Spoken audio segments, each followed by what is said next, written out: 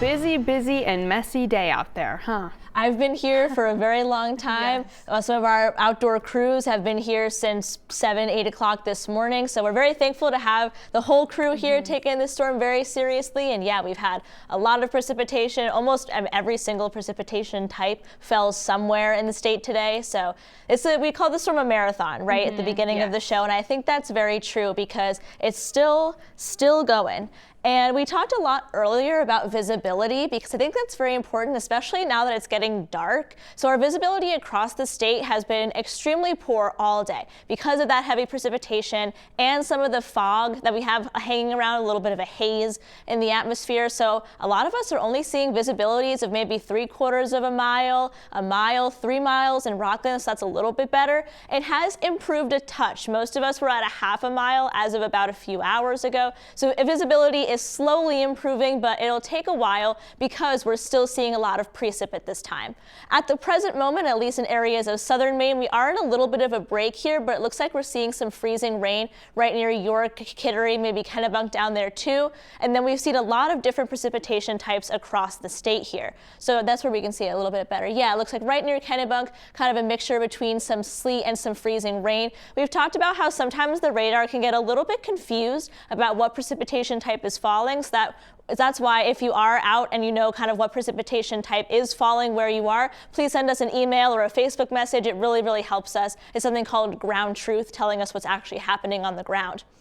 Along the down east and mid-coast coastlines, some of the islands have changed over into some freezing rain. Elsewhere inland up to about the Bangor areas where we're currently seeing some pretty heavy sleet.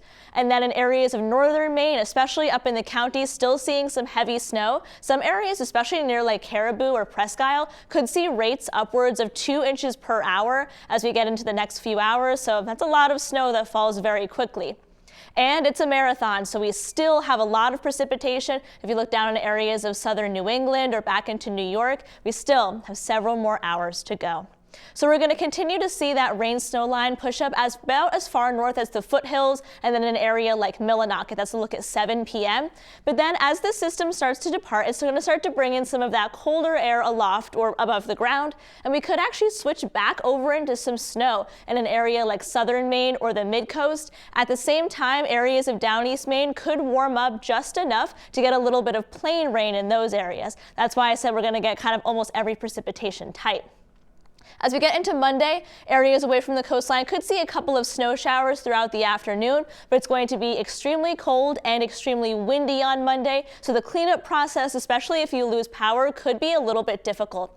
Then Tuesday and Wednesday, we end up kind of with a mixture of sun and clouds, still pretty cold, so anything that does fall is not going to melt anytime soon. 3 to 6 inches closer to the coast. If you're in an area that has changed over into some sleet, you're probably not going to accumulate any more snow. Areas in northern Maine will be the jackpot. Some areas could pick up over a foot. We've been talking about that ice accumulation. Most of that will be in the southern 2/3 of the state. Most of it will be sleet, with the exception of the immediate coastline. Could see some freezing rain there. And I said tomorrow that the cleanup process is not going to be super easy because it's going to be extremely windy.